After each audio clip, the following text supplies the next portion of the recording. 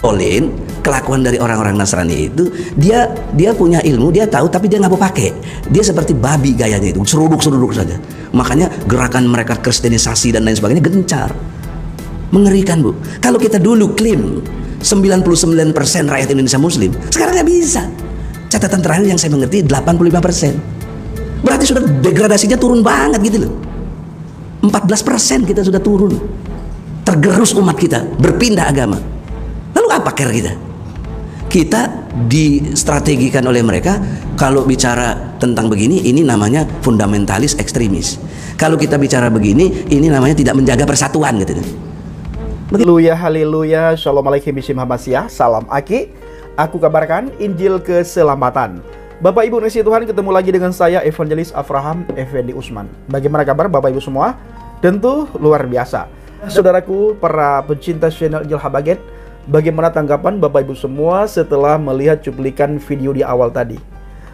Kita mendengar kata-kata yang diucapkan oleh seorang dokter, Pak Egy Sujana. Nah, kita tahu beliau punya ilmu pengetahuan yang tinggi, orang hebat, orang top beliau, orang yang dihormati oleh kalangannya, disegani juga oleh orang-orang di sekitarnya Bapak Ibu. Dan tidak sedikit beliau dipanggil seorang ustadz, guru besar. Ya, yang paling penting adalah beliau ini orang yang sangat dihormati oleh orang-orang yang ada di sekitar beliau. Tetapi sangat kita sayangkan ketika kita mendengar setiap kata-kata yang keluar dari mulut bibir lidah beliau. Kata-kata yang tidak pantas diucapkan oleh seorang profesor, oleh orang yang punya ilmu, tetapi tidak punya adab, tidak punya etika, tidak punya sopan santun. Apakah tidak ada kata-kata lain yang lebih pantas diucapkan oleh seorang profesor sehingga harus mengeluarkan kata-kata seperti babi, disamakan dengan binatang? Ya, ini kenapa begitu bencinya terhadap orang yang tidak seiman, seakidah, seagama dengan dia. Bahkan beberapa waktu yang lalu, sudah agak lama Bapak Ibu, Pak Egy Sujana juga pernah meminta kepada pemerintah supaya ajaran di luar ajarannya agama dia itu diminta supaya dihapuskan oleh pemerintah, dibubarkan. Ya, ini kenapa? Ada apa? Kenapa begitu benci terhadap agama lain, terhadap penganut agama lain? Bukankah di dalam iman Pak Egy Sujana ada kalimat hablum minallah wa hablum minan nas? Hablum minallah wa hablum minan nas. Bagaimana hubungan dengan Allah dan hubungan dengan manusia? Tidak dikatakan di situ hubungan dengan orang yang seagama, yang seiman, yang sepemahaman, yang seakidah. Tidak, tetapi hablum minan nas, nas, universal. Yang namanya manusia, yang namanya orang, mau dia dari agama manapun, dari golongan manapun, dari suku ras manapun, kamu harus berhubungan baik.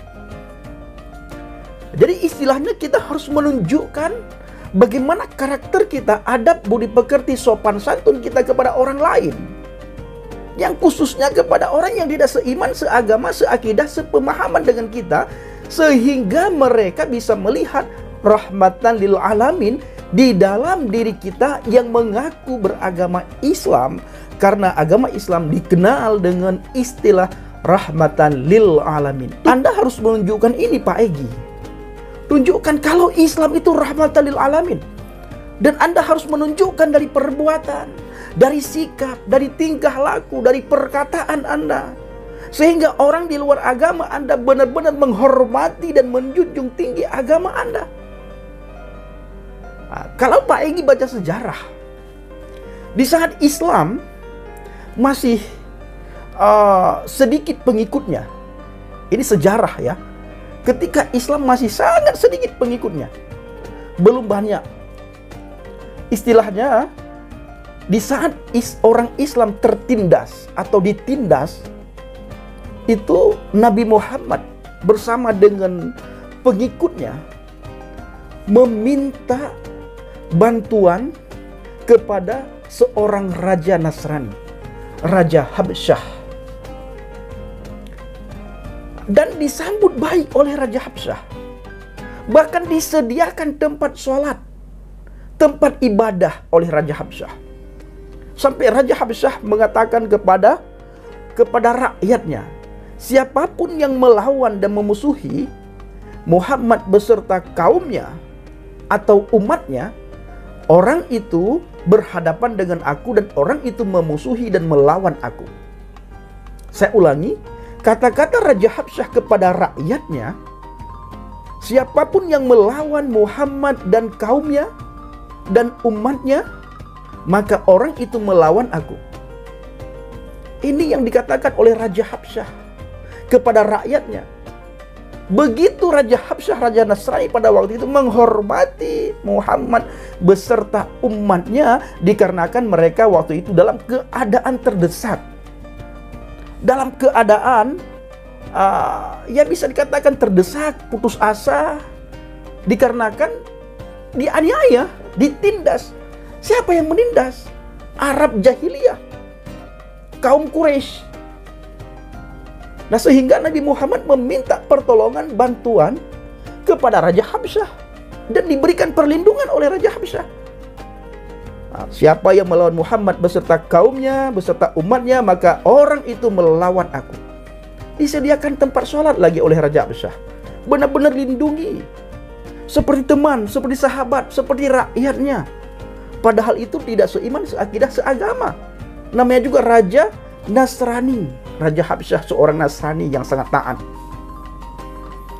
Nah, ini Pak Egy harus melihat sejarah.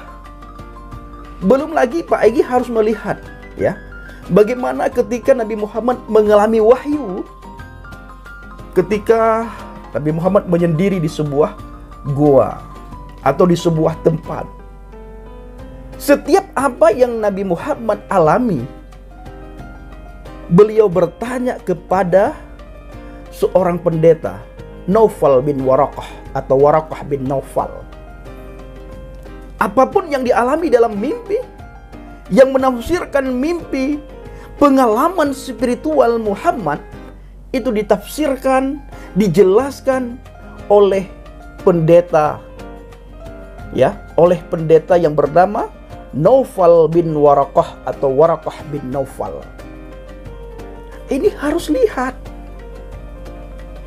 Jangan, ya, jagalah sopan santun, adab, budi pekerti, akhlak. Al-adabu fawqal ilmi, adab itu di atas daripada ilmu, bagian daripada ilmu. Kita punya ilmu pengetahuan, kalau tidak punya adab, tidak ada orang yang menghormati kita. Bagaimana kita meminta supaya orang di luar agama Islam mau ikut agama kita kalau kita sendiri tidak punya adab? Kita sendiri tidak punya akhlak. Tutur kata kita itu tidak mencerminkan rahmatan lil alamin. Bagaimana mereka bisa masuk agama kita? Justru yang ada kebalikan daripada itu yang kita harapkan. Orang-orang di sekitar kita meninggalkan kita satu persatu. Kenapa? Ketika mereka sadar, kok bapak ini nggak punya adab, nggak punya akhlak ya, nggak punya sopan santun, sangat kita sayangkan. Tutur katanya tidak mencerminkan rahmatan lil alamin, satu persatu.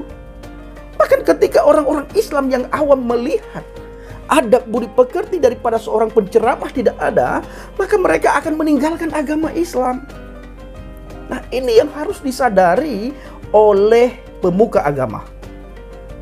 Jangan sedikit-sedikit menyalahkan agama lain, menyalahkan orang Nasrani, menyalahkan orang Kristen, menyalahkan orang kafir segala macam. Sementara kalau kita melihat semua produk kafir kita pakai, tapi di satu sisi kita mencela, menghina, mencemooh, mencaci maki orang kafir.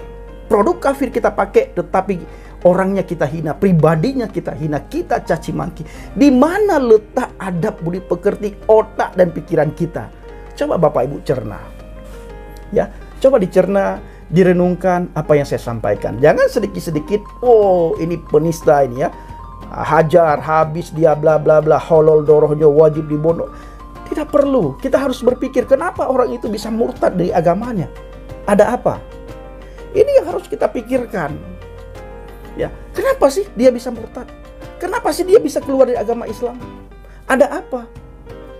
Nah, jangan ketika ada orang yang keluar dari agama kita, kita marah-marah, kita bencak-bencak.